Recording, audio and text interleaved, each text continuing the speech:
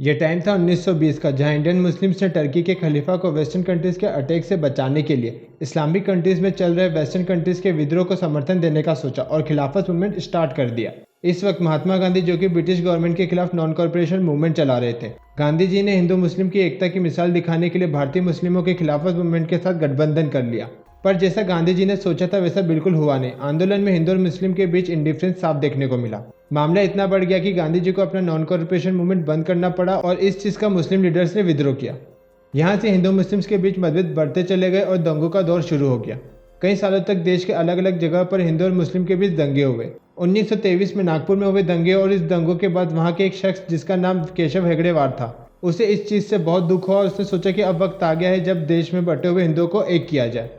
केशव हेगड़ेवार, जो कि पेशे से नागपुर शहर में एक डॉक्टर होने के साथ साथ हिंदू महासभा के एक सदस्य और सोशल वर्कर भी थे।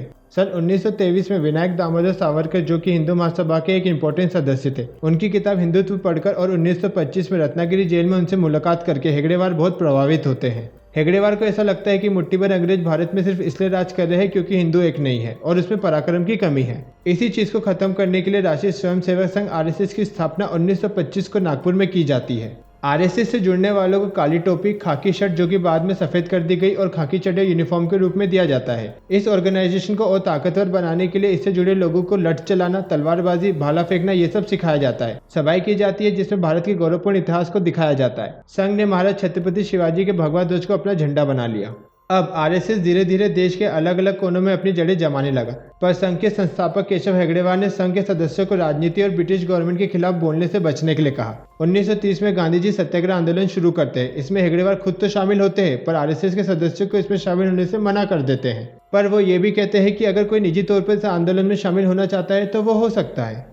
अब चीज़ें आगे बढ़ती है और 1940 में केशव हेगड़ेवार की मौत हो जाती है, जिसके बाद संघ का नेता एमएस गोलवलकर को बनाया जाता है। गोलवलकर भी आरएसएस को हेगड़ेवार की तरह ही आगे बढ़ाते हैं। एमएस गोलवलकर ने भी आरएसएस को स्वतंत्रता आंदोलन से दूर रखा, क्योंकि वो ब्रिटिश गवर्नमेंट को ऐसा कोई भी मौका नहीं देना चाहते थे जिससे वो आरएसएस पर बैन लगाए। इसी वजह से ब्रिटिश गवर्नमेंट के कहने पर वर्ल्ड वार 2 के दौरान आरएसएस ने अपने मिलिट्री डिपार्टमेंट को भी बंद कर दिया था और न ही 1942 की क्विट इंडिया मूवमेंट में हिस्सा लेता है, जिसके लिए ब्रिटिश गवर्नमेंट ने आरएसएस की तारीफ भी की थी। आरएसएस ने ही एडोल्फ हिटलर और बेनितो मुसोलिनी जैसे तानाशाहों की खुले तौर पर तारीफ भी की थी।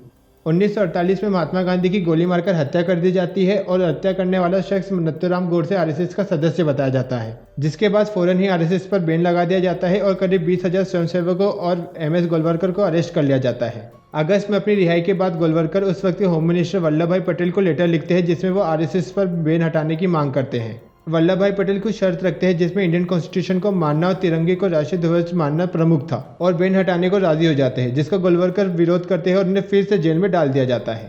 सन 1949 में आरएसएस पर लगे सारे बैन इंडियन गवर्नमेंट हटा लेती है, क्योंकि आरएसएस सभी शर्तों को मान लेती है और संघ को डेमोक्रेटिक मैनर में चलाने पर राजी भी हो जाती है। 1962 की इंडो चाइना वॉर में आरएसएस के काम से जवाहरलाल नेहरू बहुत प्रभावित हुए थे और उन्होंने 1963 की रिपब्लिक परेड में आरएसएस को इन्वाइट किया था, जिसमें आरएसएस के एक दस्ते ने फ्लैग मार्च भी किया था। 1965 में हुई इंडो पाक वॉर में भी आरएसएस ने गवर्नमेंट की मदद की थी, जिसकी तारीफ प्रधानमंत्री लाल बहादुर शास्त्री ने भी की थी। वहीं 1971 की लड़ाई में आरएसएस के सदस्यों ने दिल्ली में लॉ एंड ऑर्डर व्यवस्था संभाली थी और ब्लड डोनेट करने में भी सबसे आगे रहे थे।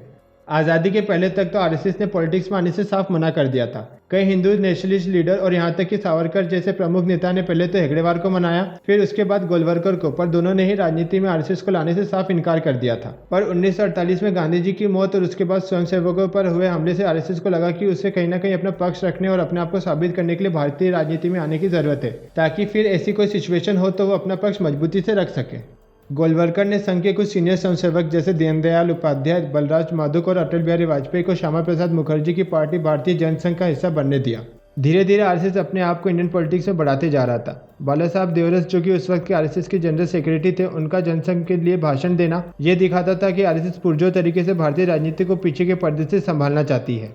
1962 और 1965 के युद्ध के बाद से भारत में एक देशभक्ति की भावना थी और इसको बुनाकर जनसंघ के नेता एसपी मुखर्जी देश में जनसंघ को बढ़ाने और देश में कांग्रेस का विकल्प देना चाहते थे। 1970 का दशक, जो कि इंडियन पॉलिटिक्स के लिए बहुत ही फेरबदल वाला था। आरएसएस को बाला साहब देवरस लीड कर रहे थे, वहीं जनसंघ कांग्रेस को चुनौती देने के लिए छोटे दलों के साथ जनता दल में विलय कर लेता है। इंदिरा गांधी, जो कि अब कांग्रेस से बड़ी हो चुकी थी, देश में अपनी लोकप्रियता को कम होते नहीं देख पाई और देश में 1975 को इमरजेंसी थोप दी गई। आरएसएस ने जयप्रकाश नारायण, जो कि जेपी के रूप में जाने जाते थे, उनके आंदोलन का समर्थन किया। इंदिरा गांधी ने इमरजेंसी के दौरान आरएसएस, जनता दल सहित कई लीडर्स जो कि उनके खिलाफ बोल रहे थे, सभी को जेल में डाल दिया और आरएसएस पर दूसरा बैन भी लगा दिया। 1977 में इंदिरा गांधी को जनता ने सत्ता से बाहर फेंक दिया और जनता दल के रूप में इंडिया को नई सरकार मिली। वाजपेयी, एल के अडवाणी और बिजलाल वर्मा जैसे संघ के नेता जनता पार्टी की सरकार में मंत्री थे, जो कि आरएसएस के भारतीय राजनीति में बढ़ते वर्चस्व को बताता है। 1977 में आरएसएस पर से बैन भी हटा लिया जाता है, पर 1979 को जनता दल की सरकार गिर जाती है और फिर से आरएसएस भारतीय जनता पार्टी के रूप में एक नया विकल्प तैयार कर लेती है। पर 1984 के इलेक्शन में बीजेपी को सिर्फ 2 ही सीट मिलती है। इस चुनाव के बाद संघ को लगा कि शायद उसे अपने सारे पासे एक तरफ नहीं रखना चाहिए और इसीलिए 1990 को जब राजीव गांधी ने राम जन्मभूमि के शिलान्यास का पासा चलकर आरएसएस से चुनाव में मदद मांगी तो आरएसएस एक टाइम पर लगभग तैयार थी, पर कई और कारण उस वक्त उभरे और डील नहीं हो सकी। फिर ए के अडवाणी की रथ यात्रा और 1992 में बाबरी मस्जिद की विवादित ढांचे को गिराने में आरएसएस का हाथ होने की वजह से आरएसएस पर बैन लगा दिया जाता है। हालांकि यह बैन 1993 में वापस उठा भी लिया जाता है, पर इन सब घटनाओं के बाद बीजेपी की लोकप्रियता बढ़ती है और उसका वोट बैंक भी बढ़ता है। 1999 में पहली बार एनडीए की सरकार बनी, जिसके हेड और भारत के प्राइम मिनिस्टर अटल बिहारी वाजपेयी थे, जो कि आरएसएस के प्रचारक हुआ करते थे। पर इस दौरान गठबंधन की सरकार चलाने के लिए आरएसएस सेक्युलरिज्म पर ध्यान देती है और अटल बिहारी वाजपेयी की छवि भी एक सेक्युलर नेता की ही थी। इस दौरान आरएसएस पर्दे के पीछे भारतीय राजनीति में अपना सहयोग देती रहती है। फिर 2004 और 2009 के चुनाव में बीजेपी की हार से आरएसएस को अपनी रणनीति में बदलाव लाने की जरूरत पड़ती है। आरएसएस ने फिर से हिंदुत्व के एजेंडे को पकड़ा और 2014 में आरएसएस से ही निकले बीजेपी नेता और गुजरात के मुख्यमंत्री नरेंद्र मोदी, जो कि एक कट्टर हिंदू चेहरा होने के साथ साथ विकास पुरुष के तौर पर भी जाने जाते हैं, उनको पीएम कैंडिडेट बनाया गया। बीजेपी ने एक ऐतिहासिक जीत दर्ज की और आरएसएस एक बार फिर से सत्ता के प्रमुख पद पर अपने सदस्य को बिठाने में सफल रहती है। देश में हिंदुत्व और नेशनलिज्म की भावना के साथ नरेंद्र मोदी पर लोगों का विश्वास भी बढ़ता गया और 2019 में उन्हें फिर से जनता ने चुना और इस बार सीट पिछले चुनाव से भी ज्यादा थी। आरएसएस, जो कि कई सालों से ये सपना लेकर चल रहा था, अब देखते हैं आने वाले वक्त में देश का मिजाज और माहौल कहाँ करवट लेता है।